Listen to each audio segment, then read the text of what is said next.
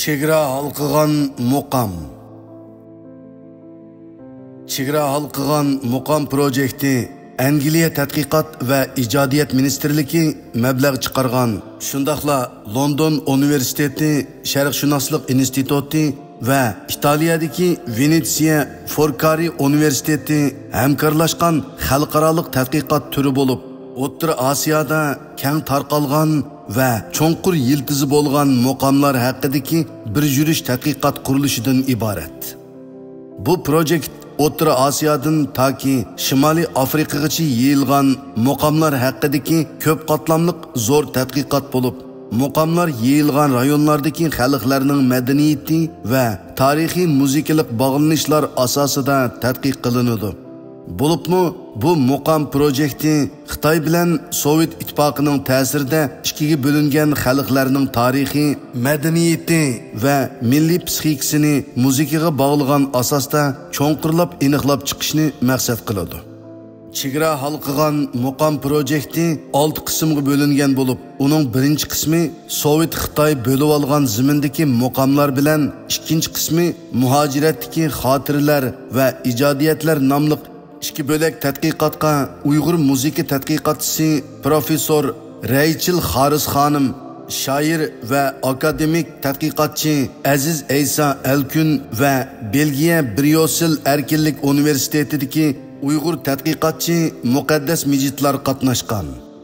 Muqam haqidagi bu tadqiqotlar Uyg'urlarning tarixi bilan emas, bugungi kundagi qismatlari va muhojiratdagi hayoti qatorliqlar bilanmi cho'nqur bog'lanadi. 2023-yili boshlangan Chegara halqigan muqam projekti 5 yillik projekt bo'lib, bu projektning amaliyat tadqiqoti uchun Uyg'ur tadqiqotchi Aziz Aysa Alkun va uning ayoli Raychil Xaris xonimlar 4-oyning 5-ida O'zbekiston Jumhuriyatining Farg'ona viloyatiga yetib kelgan.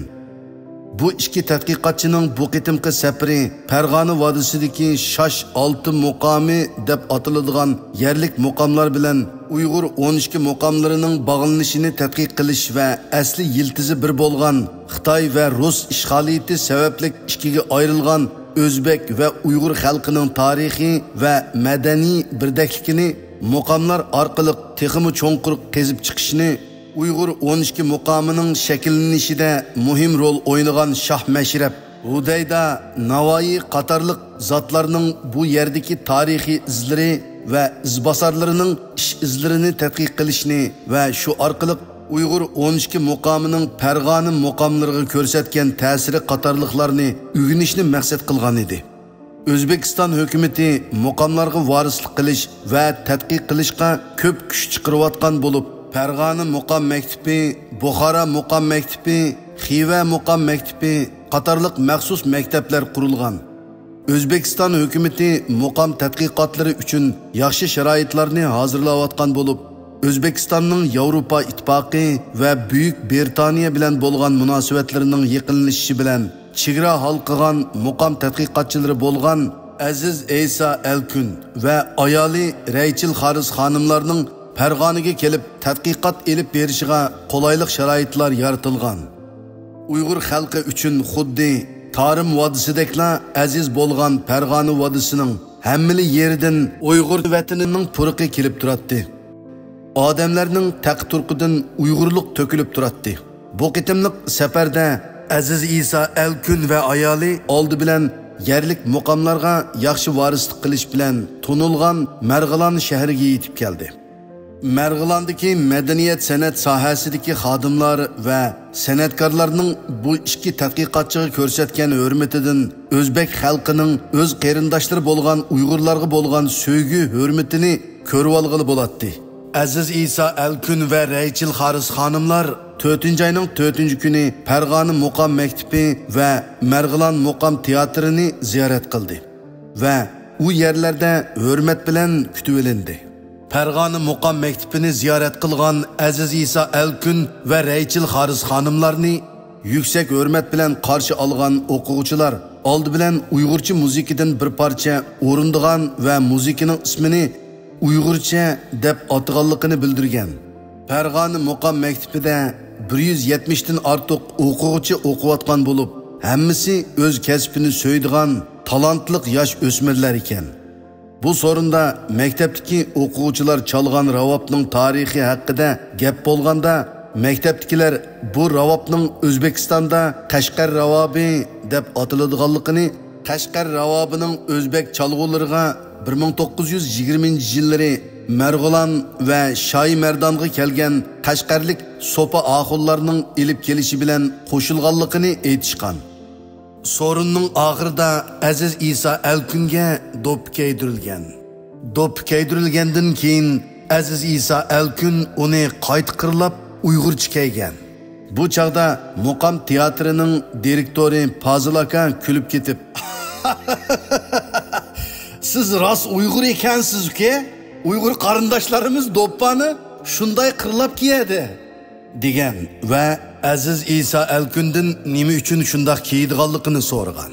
Aziz Isa Alkunmu xush tabassum bilan qiziqarlik qilib, "Balkim bizning farqlarimiz shunchilikli bo'lsa kerak, aka" degan. Bu gapdan hammaylar kulishgan. Marg'ilon Muqam teatrini ziyorat qilgan Aziz Isa Alkunga to'n va do'p kiydirilgan. Bu ziyoratlar davomida Uyg'urlar haqida ko'p gaplar bo'lgan. Farg'onada Uyg'urlar madaniyatlik xalq, O'zbek, Uyg'ur bir xalq degan tushunchalar keng tarqalgan ekan. Suhbatlardan ma'lum bo'lishicha, toki 1990-yillargacha Marg'ilon tavasida Uyg'urlar bo'lgan bo'lsa-mu, ammo keyin ularning avlodlarining hammasi o'zbekcha gap qiladigan bo'lib ketgachga, farq etkilib bo'lmaydigan bo'lib ketgan. 1991-yili O'zbekiston mustaqil bo'lgandan keyin ko'plagan Uyg'urlar Sharqiy Turkistondan kelib tijorat qilgan bo'lsa-mu, keyin qaytib ketgan ekan.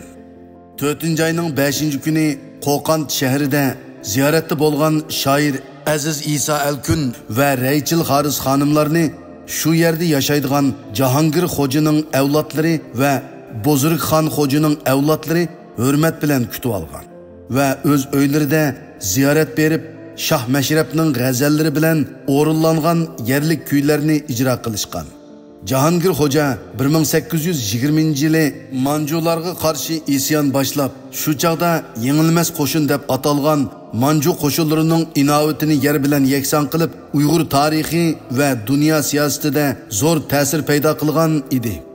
1826-yili Qashqariyani Manjulardan ozod qilgan Jahongir xo'ja o'zini sulton deb e'lon qilib, mustaqillik jakarlagan bo'lsa-mu, 1828-yili xoinlarning sotqinligi bilan Manjularga asirga tushib, Beyjingga elib ketilib o'ldirilgan edi. Buzrukxon xo'ja bo'lsa, 1864-yili Qashqarga kelib, xonlik taxtiga o'ltirgan Qashqariya hukmdori edi. Keyin Yoqubbek hokimiyatni egallab, uni hajiga yo'lga selib qo'ygan. Ta bugungi kundimi o'z tarixini unutmagan Jahongir xo'ja avlodlari shoir Aziz Isa Alkun va ayoli Raychil Haris xonimlarga yuksak izzat va hurmat ko'rsatgan.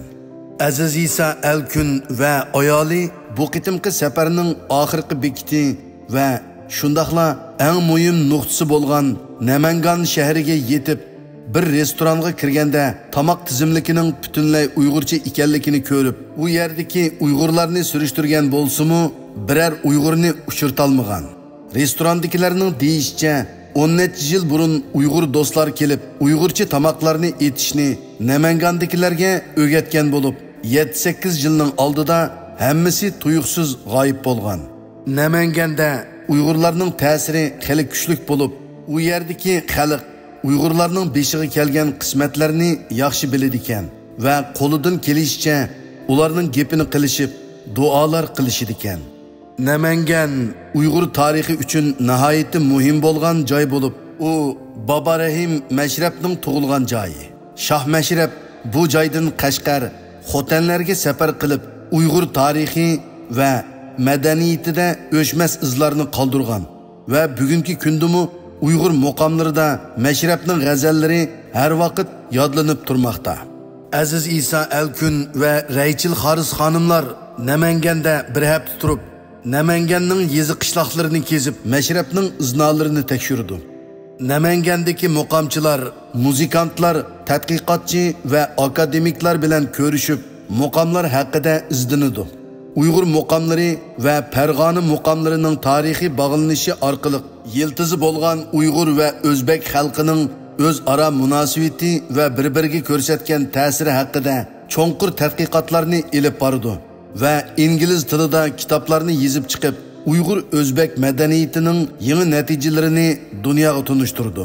Bu qitimqi safar bu ikki tadqiqotchiga ko'p fursatlarni yaratib bergan bo'lib, ular kelgusi 3 yildan ortiq tadqiqot musofasida bu yerga yana kelishni planlagan. Burun ular Uyg'ur va O'zbek xalqi bir xalq, yiltizimiz bir deb ishongan bo'lsa, bu qitimqi safarda ular buning rost ekanligini o'z ko'zi bilan ko'rdi.